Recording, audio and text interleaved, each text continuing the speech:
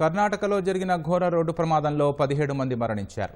ఓ private travels బస్సులో lorry ఢీకొట్టడంతో ప్రమాదం జరిగింది. ఈ ఘటనలో బస్సు పూర్తిగా మంటల్లో కాలిపోగా పలువురికి తీవ్ర గాయాలయ్యాయి.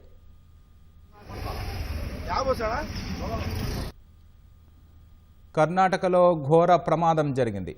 చిత్రదుర్గం జిల్లా జవరగుండనహళ్లి శివారులో ఓ లారీ డివైడర్ని దాటి ఎదురుగా వస్తున్న ప్రైవేటు ట్రావెల్స్ బస్సును ఢీకొట్టింది. బస్సు డీజిల్ ట్యాంకు వద్దే లారీ ఢీకొనడంతో వెంటనే మంటలు చెలరేగాయి. ఘటనలో లారీ డ్రైవర్ సహా 17 మంది మృతి చెందారు. ప్రైవేటు ట్రావెల్స్ బస్సు బెంగళూరు నుంచి గోకర్ణం వెళుతుండగా సిరా హిరయూరు మధ్య జాతీయ రహదారిపై ఈ ప్రమాదం జరిగింది. తెల్లవారుజామున 3 గంటల సమయంలో ఘటన జరిగినట్లు తెలుస్తోంది. ప్రమాదానికి గురైన బస్సు సీబర్డ్ ట్రావెల్స్కు చెందినదిగా గుర్తించారు.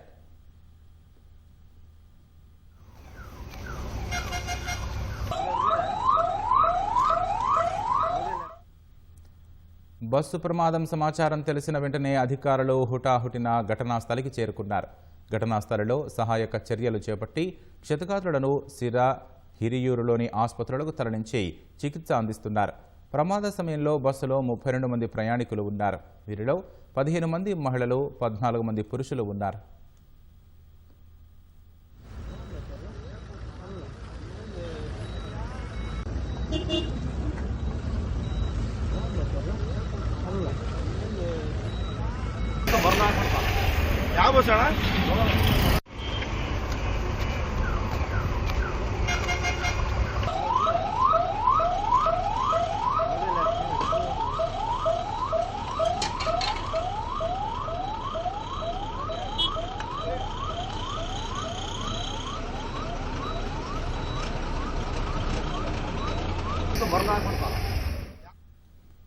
ఇక కర్ణాటకలో దుర్ఘటనకు సంబంధించిన మరింత సమాచారం మా ప్రతినిధి లక్ష్మీప్రసాద్ నాటి తెలుసుకుందాం.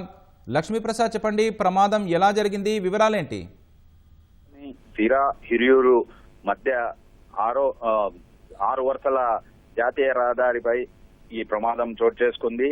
తెల్లవారుజామున 3 గంటల సమయంలో బెంగళూరు నుంచి గోకర్ణం వెళ్తున్న sleeper private travel bus Seabird కంపెనీకి చెందిన స్లీపర్ బస్సు వెళ్తుండగా ఈ ప్రమాదం జరిగింది.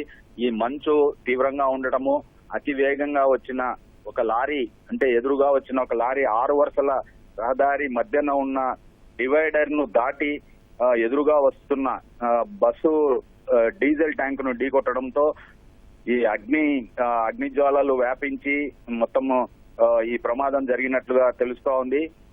మొత్తం మీద అంటే ఈ బస్సును లారీ ఎదురుగా వస్తున్న బస్సును లారీ ఢీకొనడంతో ట్యాంకరు ఏదైతే బస్సు డీజిల్ ట్యాంకు వెనుక భాగంలో ఉన్న వాళ్ళు మాత్రమే సజీవ దహనమయ్యారు.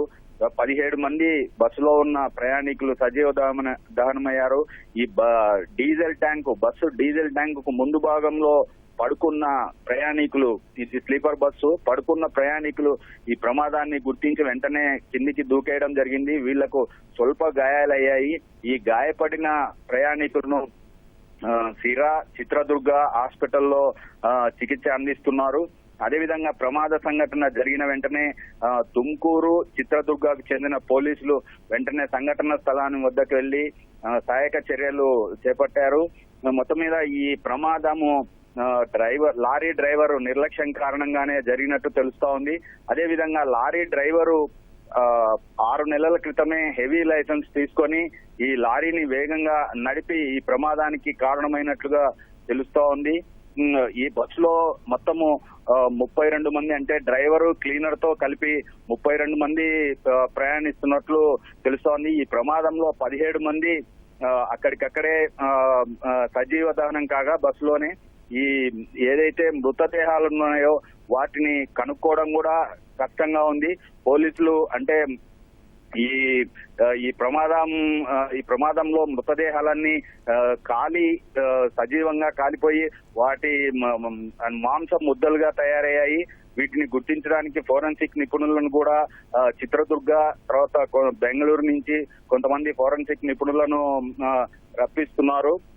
ఈ ఘోర ప్రమాదం సంబంధించి మొత్తం మీద లారీ డ్రైవరు నిర్లక్ష్యమే కారణంగా తెలుస్తోంది.